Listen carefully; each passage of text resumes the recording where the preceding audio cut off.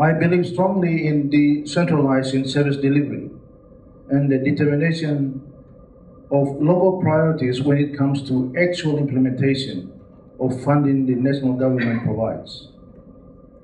This, in my view, is the best way to reduce the burden of bureaucratic processes and reduce wastage, inefficiency, and corruption.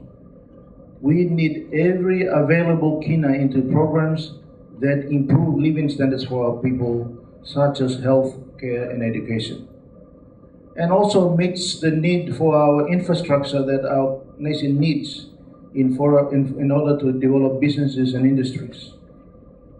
I note in the recent ANZ that ANZ recently outlined an optimistic view of our economy and our future, lifting its projection of our GDP from 4% to 5.2%. While that remains below our own projections, it is an independent assessment that deserves to be treated seriously.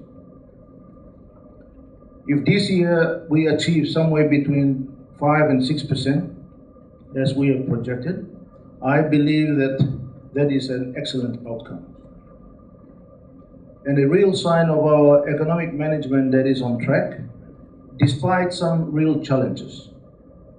The mid-year economic fiscal outcomes saw a growth of 6.1% so far. As most of you know, while we are benefiting from the massive construction of the first phase of the LNG project, other sectors are being hard hit by the low commodity prices. The world prices for some of our major agricultural production remains depressed, especially copra and cocoa. And even industries where prices are better, such as coffee, infrastructure and other issues remain a serious challenge. And in recent months, gold prices and of course copper and other minerals generally have declined, although there has been some modest increase. This is again already having an impact on our existing mining operations and projects which are at various stages of development. The development of our vast natural gas resource could not be better timed.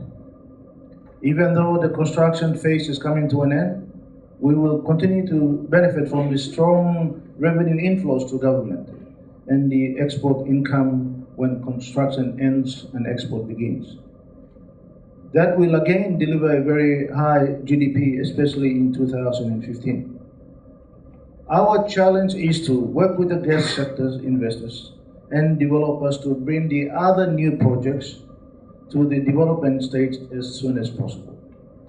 We need to work with our mining companies also to ensure that our existing mines continue to operate. And we will help where we can with new projects that are being delayed unnecessarily for far too long. I want to take this opportunity to thank many of these investors for the continued confidence and the continued investment that you make in our country.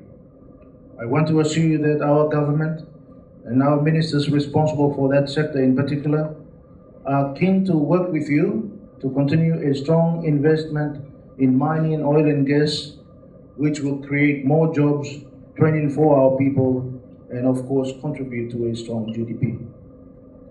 Ladies and gentlemen, that brings me to 3 areas that I think our government is now giving priority, and of course we welcome any feedback on many of these issues. The first is how we manage urbanization in a growing and diversifying and maturing economy.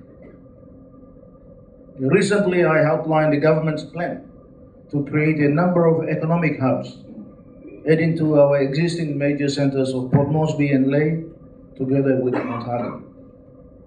In addition, we have identified Kokopo as the major tourism hub, Goroka as the regional service hub, with Wewak and Medan hubs being driven largely by the fisheries and tourism sector.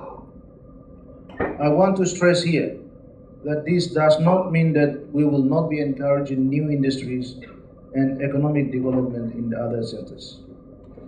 We have done this because of the increasing migration trend of our people to these centers.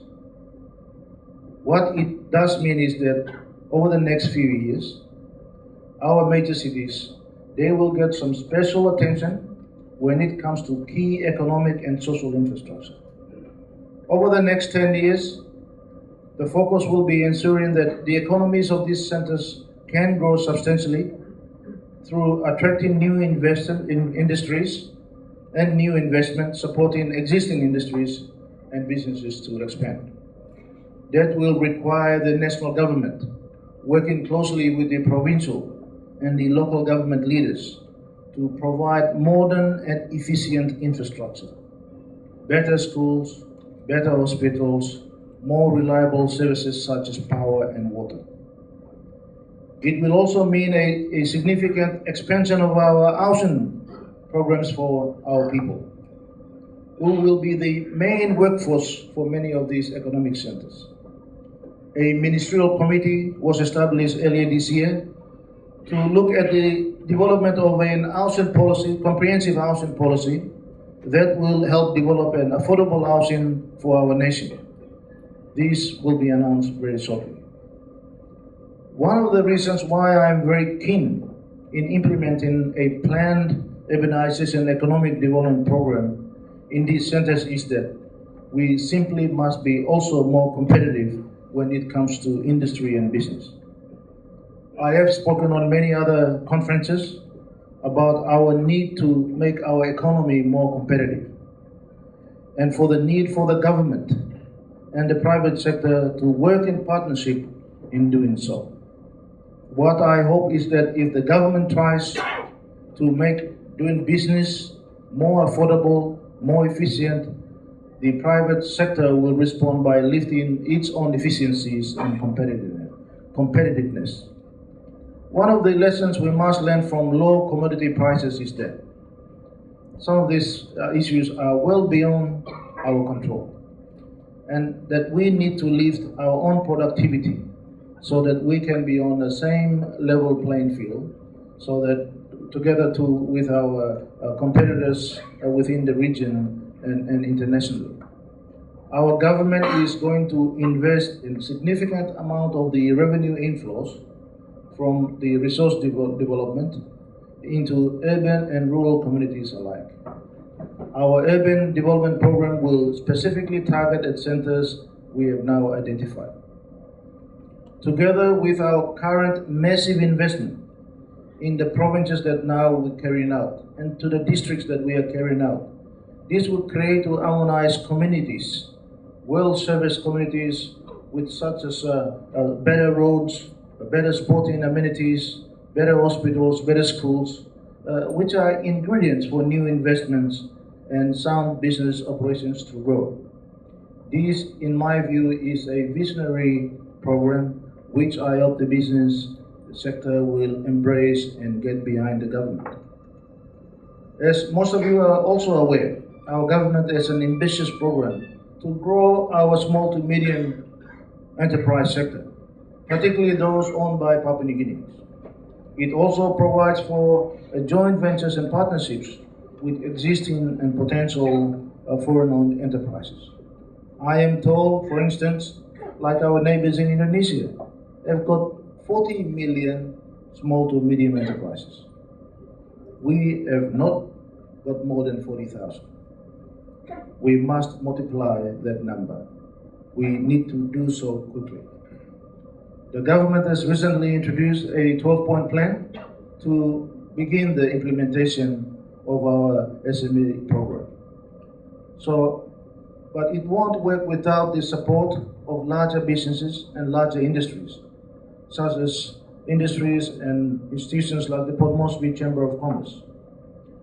As we assist new small to medium enterprises to establish and grow, they will need mentoring, they will need training, and they may engage in partnerships and joint ventures with existing businesses.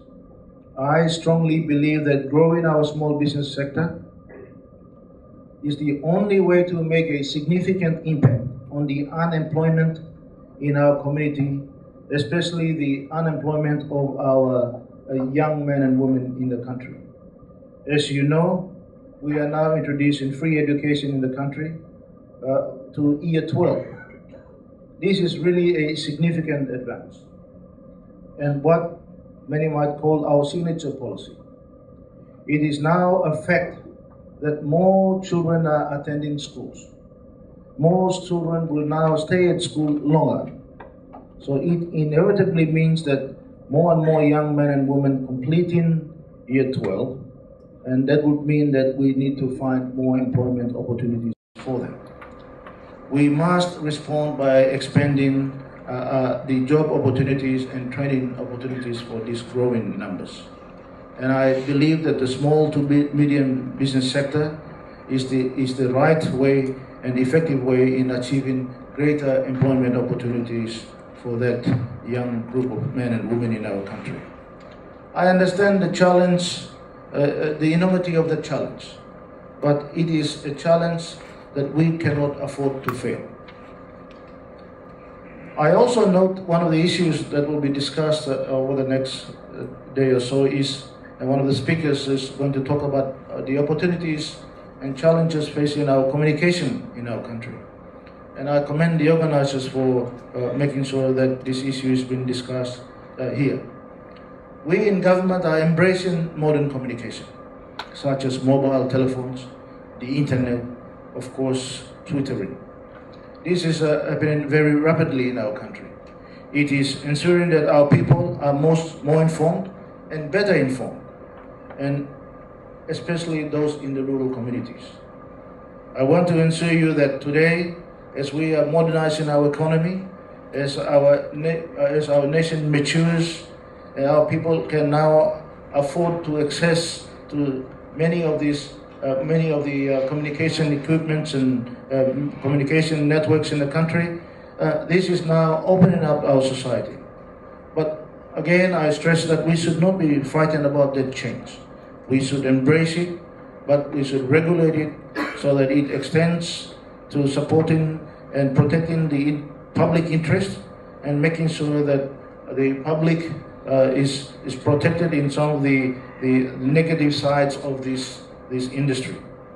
As I said, modern communication can be an enormous boost to business growth and success, especially out in the regional areas and rural sectors of our country. Of course, the internet has got many drawbacks, but it can be also an enormous good as well. The government and the business sector need to harness this internet for the good purposes, for education, for information, and making sure that our people become more competitive in general business, in retailing, and so forth. So I welcome the opportunity for this important conference in focusing on communication as an opportunity that is presenting to our country. Ladies and gentlemen, let me conclude by saying again, I am sure that you will all benefit from many of the presentations many of the speakers will make today and tomorrow. It is certainly a very healthy sign that so many companies and business representations are made at this summit. And I am sure that it continues to reflect the growing interest in Papua New Guinea as a sound destination for investment and to do business.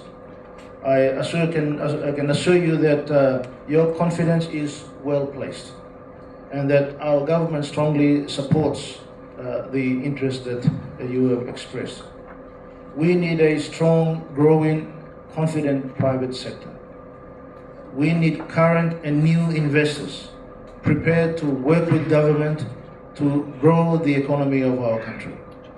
Our government is providing the necessary stability in government, stability in sets of policies that will deliver prosperity to all our stakeholders. I again thank the summit organizers for putting together an impressive list of speakers, and I thank you for enabling me to now declare the 2013 Papua New Guinea Investment Summit officially open. Thank you.